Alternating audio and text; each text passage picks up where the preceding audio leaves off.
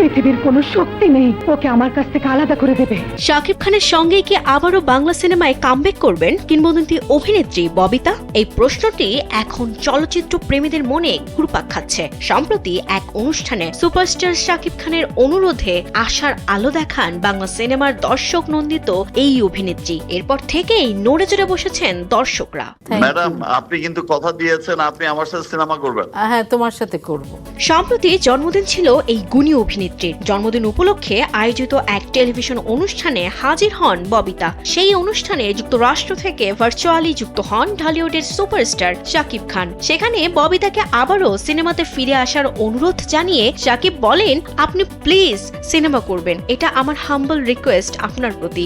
আপনার সঙ্গে আমি আরো কাজ করতে চাই। আপনার সাথে আমি আরো কাজ করতে চাই।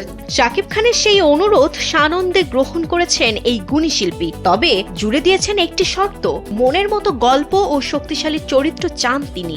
এতদিন এই কারণেই রূপালী পর্দায় অনুপস্থিত ছিলেন তিনি। তাই সিনেমায় ফিরতে হলে ভালো গল্প ও চ্যালেঞ্জিং রোল নিয়ে আসার শর্ত দিয়ে ববিতা বলেন, সেরকম গল্প নিয়ে আসো, তোমার আর আমার যেন সেরকম কিছু করণীয় থাকে, চ্যালেঞ্জিং রোল থাকে, তাহলে আমি করব। কথা দিলাম তোমায়, তোমার সঙ্গে ছবি করব।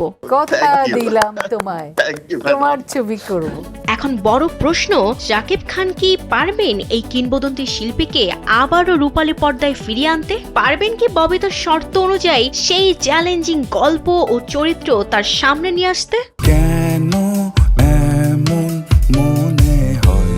শাকিব খান মানেই বাংলা চলচ্চিত্রে বড় ধামাকা। তার সঙ্গে ববিতার যোগ হওয়া মানে সিনেমা একদম জমে ক্ষীর। দুজনে খোদার পরে মা, প্রেমিক নাম্বার 1, কে আপন কে পর সহ বেশ কিছু দর্শক নন্দিত সিনেমা উপহার দিয়েছেন দর্শকদের। তাই তো প্রিয় তারকাদের আবারও একসঙ্গে পর্দায় দেখার সেই মাহেন্দ্র খনের অপেক্ষায় এখন প্রহর গুনছেন দেশের অসংখ্য সিনেমা প্রেমী। কেন ভালো লাগে না?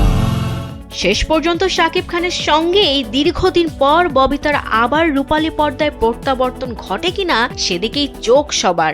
কেন দিন যে কাটে না? বিনোদন ডেস্ক, কালবেলা। তুমি ফিরে যাও, রনি যাবে না, যাবে না, যাবে না।